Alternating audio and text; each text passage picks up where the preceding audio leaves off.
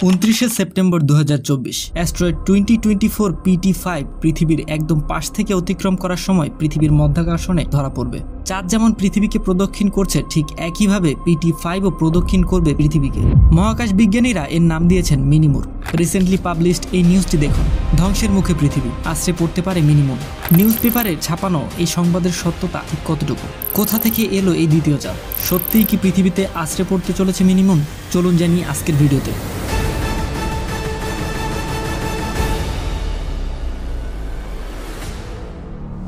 Asteroid 2024 PT5 সম্পর্কে জানতে আমাদের প্রথমেই জানতে হবে অ্যাস্ট্রয়েড আসলে কি। অ্যাস্ট্রয়েডকে আসলে প্ল্যানেটয়েডও বলা হয়, কারণ চোখের দেখায় এগুলো ছোটখাটো একটা প্ল্যানেটের মতোই দেখতে। প্ল্যানেট বলা হয় না কারণ এগুলো আকারে প্ল্যানেট বা গ্রহের থেকে অনেকটা ছোট হয়। একটি অ্যাস্ট্রয়েডের আকার 10 থেকে 20 মিটারও হতে পারে, আবার 100 থেকে 200 কিলোমিটার পর্যন্তও হতে পারে।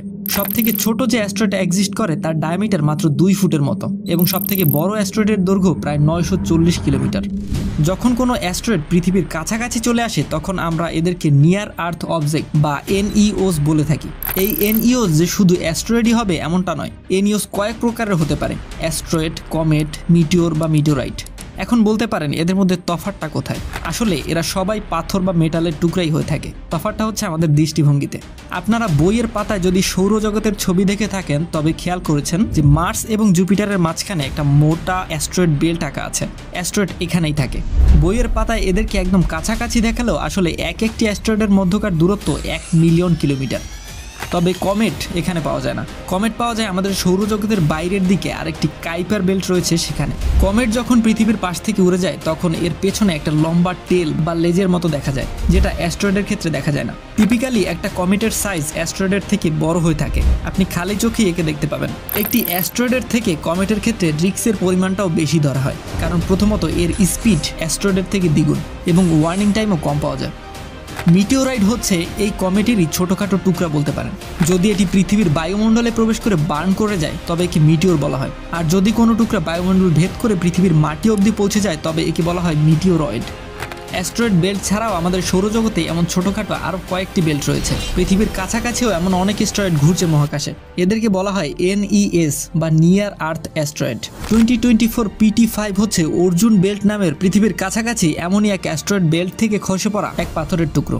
ডায়ামিটারে এটি 11 মিটার বা 36 ফিটের মতো।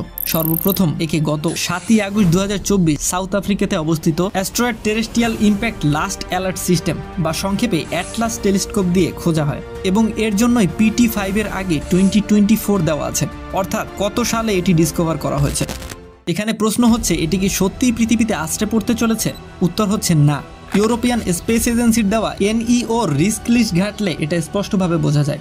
এমনটা আসলে প্রথমবার হচ্ছে না। প্রায়শই এরকম অ্যাস্ট্রয়েড বা মিটিওর কক্ষচ্যুত হয়ে পৃথিবীর কাছাকাছি চলে আসে, তবে তাদের বেশিরভাগই হয়তো পাশ কাটিয়ে চলে যায় বা বার্ন করে যায় পৃথিবীর বায়ুমণ্ডলে। PT5 এর ক্ষেত্রে ব্যতিক্রম হচ্ছে, এটি পৃথিবীর পাশ দিয়ে যাওয়ার সময় পৃথিবীর মধ্যাকর্ষণের কারণে এর গতিবেগের পরিবর্তন ঘটবে, যার কারণে এটি ঠিক চাঁদের মতো করেই পৃথিবীর চারপাশে প্রদক্ষিণ করবে সাময়িক সময়ের জন্য। আমেরিকান অ্যাস্ট্রোনমিক্যাল সোসাইটি বা AAS এর গবেষকদের মতে PT5 29 সেপ্টেম্বর থেকে পৃথিবীর চারদিকে পরিক্রমণ শুরু করছে এবং 25 নভেম্বর পর্যন্ত স্থায়ী থাকবে। এই 53 দিনে PT5 পৃথিবীর দ্বিতীয় একটি উপগ্রহের মতোই পৃথিবীর চারদিকে ঘুরবে বলে এর নাম দেওয়া হয়েছে মিনিমুন। কিন্তু আফসোসের ব্যাপার একটাই, PT5 এর আকার এতটাই ছোট যে এমন এক চমৎকার মহাজাগতিক ঘটনা আমরা খালি চোখে দেখতে পাবো না। আই হোপ আমি পুরো ফিনোমিনাটি সঠিকভাবে বোঝাতে পেরেছি। এ বিষয়ে আপনার মতামত অবশ্যই কমেন্ট বক্সে জানাবেন, এবং এই ব্যাপারে আর কোনো প্রশ্ন থাকলে তাও জানাতে পারেন আমাকে। ভিডিওটি ভালো লাগলে চ্যানেলটি সাবস্ক্রাইব করে রাখবেন, যাতে পরবর্তী ভিডিও বা এই চ্যানেলের যে কোনো আপডেট সবার আগে পেতে পারেন। দেখা হবে আবারও নতুন কোনো ভিডিওতে। ততদিন পর্যন্ত সুস্থ থাকুন, ভালো থাকুন।